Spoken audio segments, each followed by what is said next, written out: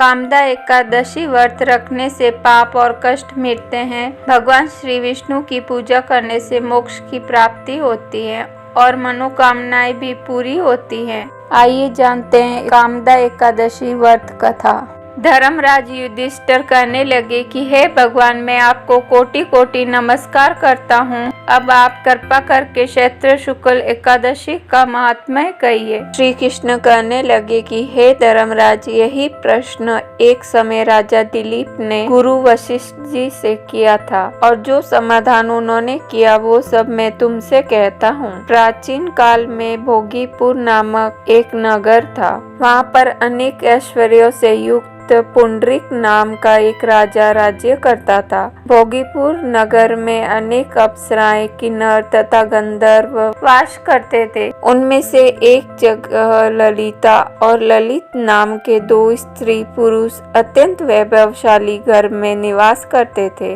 उन दोनों में अत्यंत स्नेह था, यहाँ तक कि अलग अलग हो जाने पर दोनों व्याकुल हो जाते थे। एक समय पुंडरीक की सभा में अन्य गंधर्वों के सहित ललित भी गाना गा रहा था। गाते गाते उसको अपनी प्रिय ललिता का ध्यान आ गया और उसका स्वर भंग होने के कारण गाने का स्वरूप बिगड़ गया। ललित के मन के भाव जानकर कारकोट नामक नाग ने पद भंग होने के कारण राजा से कह दिया। तब पुंडरीक ने क्रोध पूर्वक कहा कि तू मेरे सामने गाता हुआ अपनी स्त्री का स्मरण कर रहा है, अतः तू कच्चा मांस और मनुष्य को खाने वाला राक्षस बनकर अपने किए कर्म का फल भोगेगा। पुंडरीक के श्राप से ललित उसी क्षण महाकाय विशाल राक्षस हो गया। उसका मुख अत्यंत भयंकर, नेत्र सूर्य चंद्रमा की तरह प्रदीप्त तथा मुख से अग्नि निकलने लगी। उसकी नाक पर्वत की कंधार के समान विशाल हो गई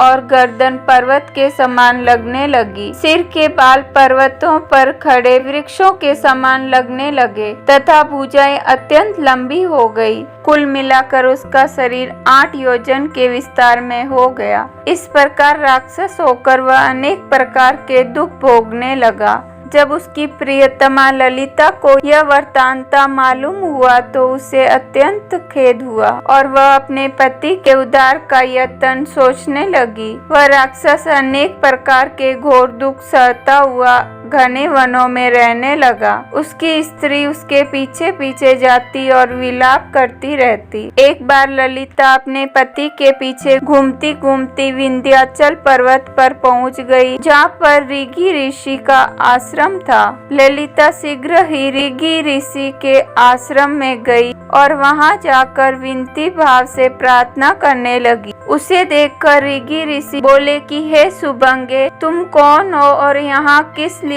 आई हो? ललिता बोली कि हे मुनि, मेरा नाम ललिता है। मेरा पति राजा पुंडरीक के श्राप से विशालकाय राक्षस हो गया है। इसका मुझको महान दुख है। उसके उद्धार का कोई उपाय बताइए। ऋषि ऋषि बोले, हे गंधर्व कन्या, अब चैत्र शुक्ल एकादशी आने वाली है, जिसका नाम कामदा एकादशी है। इसका व्रत करने से मनुष्य के सब कार्य सिद्ध होते हैं। यदि तू कामदा एकादशी का व्रत कर उसके पुण्य का फल अपने पति को दे तो वह शीघ्र ही राक्षस योनि से मुक्त हो जाएगा और राजा का श्राप अवश्य में शांत हो जाएगा। मुनि के ऐसे वचन सुनकर ललिता ने चैत्र शुक्ल एकादशी आने पर उसका व्रत किया और द्वादशी को ब्राह्मणों के सामने अपने व्रत का फल अपने पति को देती हुई भगवान से इस प्रकार प्रार्थना करने लगी। हे प्रभु, मैंने जो यह व्रत किया है इसका फल मेरे पति देव को प्राप्त हो जाए, जिससे वह राक्षस योनि से मुक्त होकर अपने पुराने स्वरूप को प्राप्त हो, जिससे वह राक्षस योनि से मुक्त हो जाए। एकादशी का फल देते ही उसका पति राक्षस योनि से मुक्त होकर अपने पुराने स्वरूप को प्राप्त हुआ।